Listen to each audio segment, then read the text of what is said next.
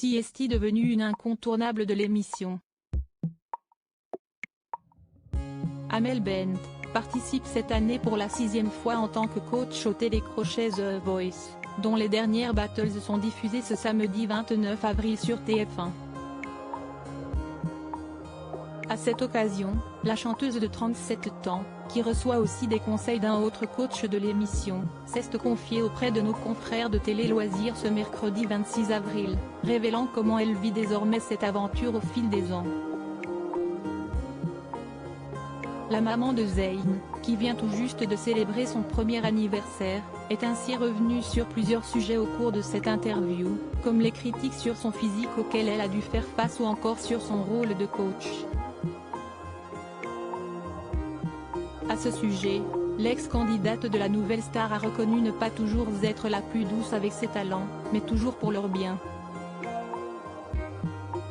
Interrogée sur les potentielles classes qu'elle aurait pu connaître avec ses talents lors de ses séances de coaching, celle qui a récemment lancé un appel à ses fans sur Instagram a d'abord expliqué ne pas être dans la confrontation mais plutôt dans la bienveillance, mais a également reconnu savoir faire preuve de dureté quand il le faut. Par contre, je les secoue et cela va parfois jusqu'aux larmes, a-t-elle confessé avant d'expliquer les raisons qui ont pu la pousser à agir ainsi. Certains talents sont à la limite de franchir un cap et si frustrant pour eux comme pour moi.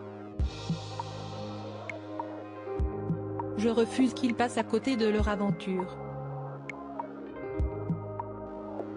Un mal pour un bien donc, afin que ces talents puissent profiter au maximum de cette expérience unique. Découvrez tous les plus beaux looks d'Amel Bent dans The Voice et Amel Bent, comment elle a aussi coaché Christophe Willem mais il n'y a pas que les talents de The Voice qu'Amel Bent peut coacher, ses amis et stars de la chanson peuvent parfois aussi en bénéficier.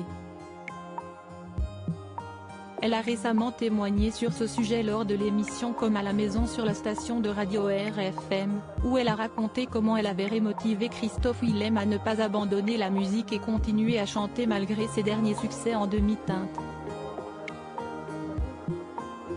Pour moi, c'est l'une des plus belles voix qu'on a en France et de sa génération.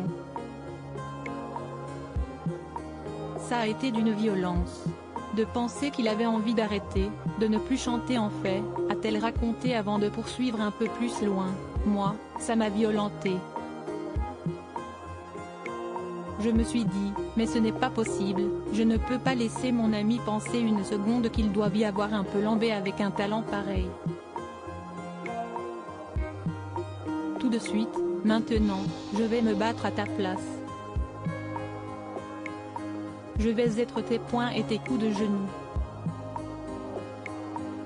Un effort qui s'est révélé payant, le chanteur surnommé La Tortue ayant repris après ça les chemins des studios pour écrire un nouvel album, Panorama, sorti en 2022. Crédit photo, Béant Christophe Clovis.